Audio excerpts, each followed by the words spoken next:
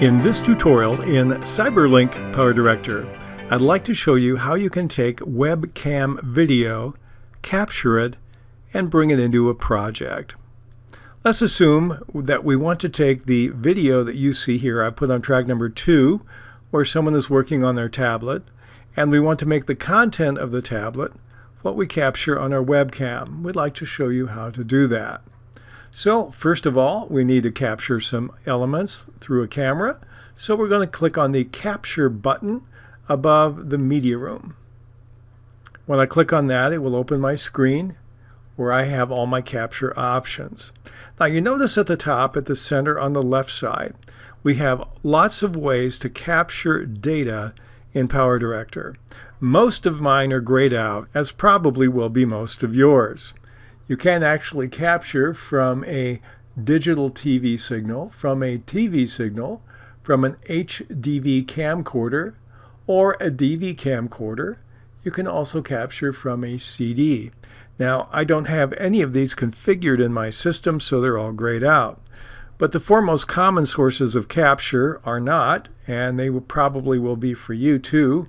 You can capture from the screen, you can capture from an optical disc, a microphone, or our lesson today, a webcam. Now we need to change the default settings because the default settings are not what most of us will want to use. You notice the image here is 640 by 480. I have my webcam simply pointed out the window. And that indeed is what the profile says. But we'd like to change that. But before we change the profile settings by clicking on the profile button, we need to change the settings, which deals with hardware. So we'll start by clicking on that. Now it's detected my webcam as the only video source. So what I like to do also is change some other things about it. We also have an audio source, which again defaulted to my webcam. I can click the down arrow here since I have more than one audio source and click another microphone. We're not going to use that, but that's how you do it. If I had more than one video source, I would have the same drop down available here, but I don't. So all I have is my webcam. But what I want to change for sure is the device resolution.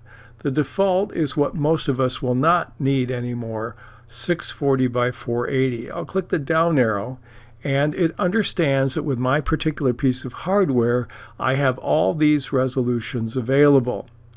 I'm going to pick something in the higher end, 1920 by 1080. Then I'll click on OK. So now my hardware is configured. You notice I've got a new shape and new resolution in the window on the left. But my profile for this project is still 640 by 480. So after setting the hardware, I need to change the profile for this particular recording.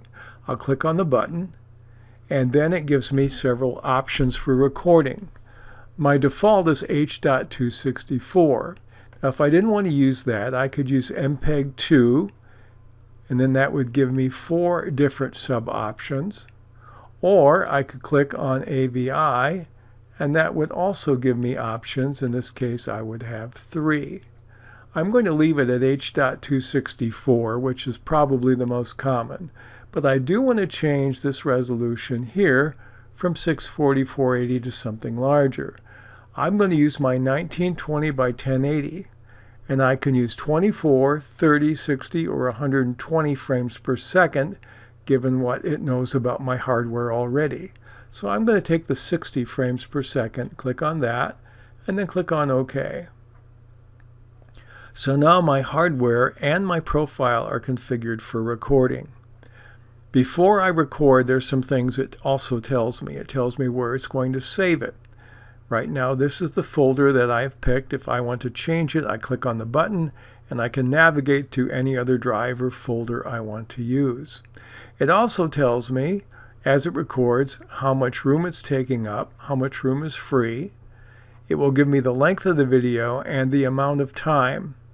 Now, the amount of time is interesting because I can set this to record and then walk away, and then it will automatically end the recording. That's what the buttons on the left side are for.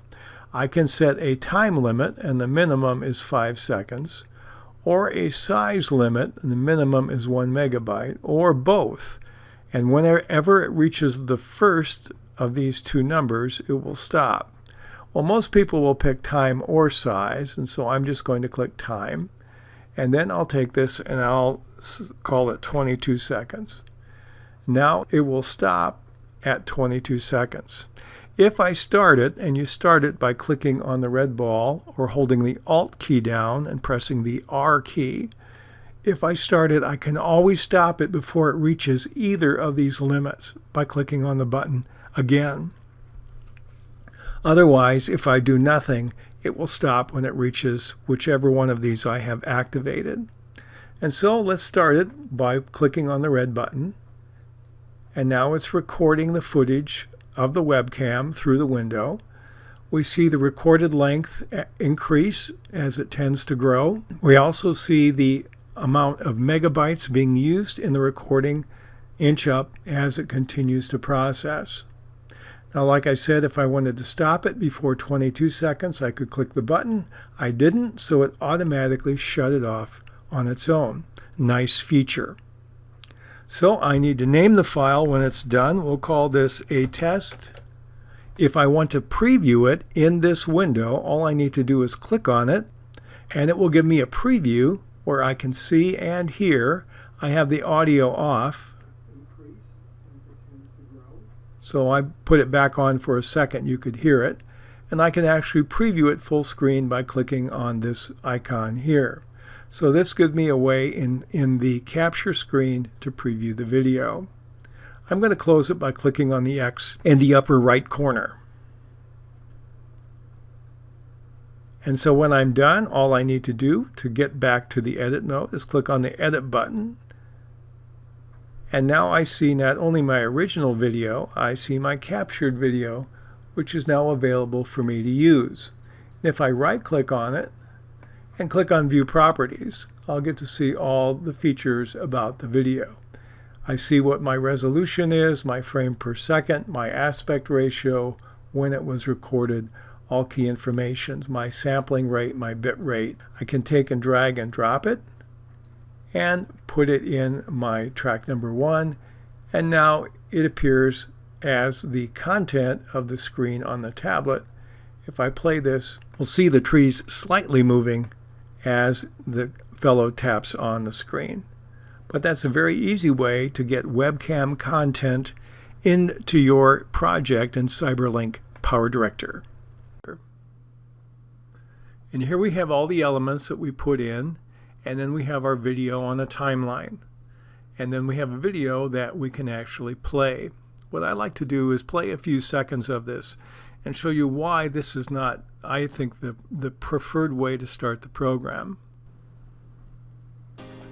When you begin to look at the finished video, you notice that PowerDirector basically has picked the kind of music you're going to hear. It's picked all the transitions, and some of them are very impressive.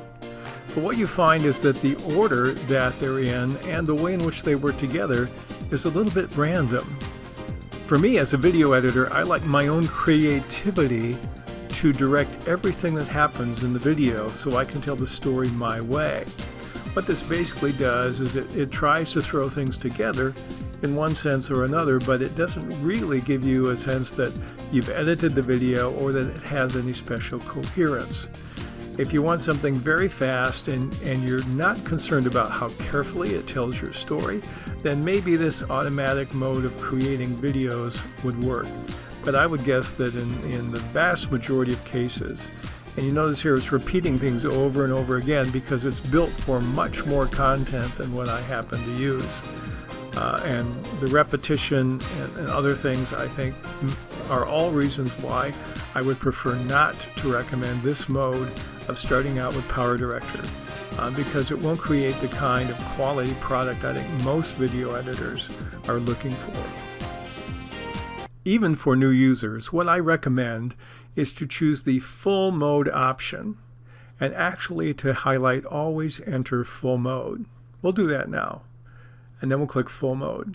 Now if I want to do what I just saw by using the automatic mode, I can do that by clicking on plugins and then choosing Magic Movie Wizard. That will start the process. Now there's only one thing you have to remember when you're going to use Magic Movie Wizard.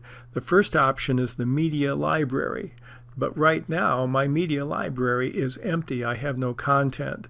So before you click on the plugins and then go to Magic Movie Wizard, you need to have your content in here. That would be your video clips, your music, other kinds of things that you will have as part of your project. And then clicking on the Magic Movie Wizard will take you to similar screens than the ones you saw a few moments ago.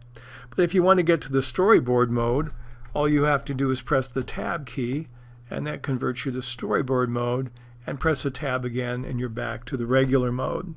If you want to do a slideshow, all you have to do is click on Plugins and then go to the Slideshow Creator. That will take you to the other option you saw on the main screen. So for me, there's no reason to avoid going into the full mode of PowerDirector even as a brand new user. I think it helps you learn the program better, and I think it will also help you to be able to craft your skills as a creative video editor much better than trying the automatic option in the lower right.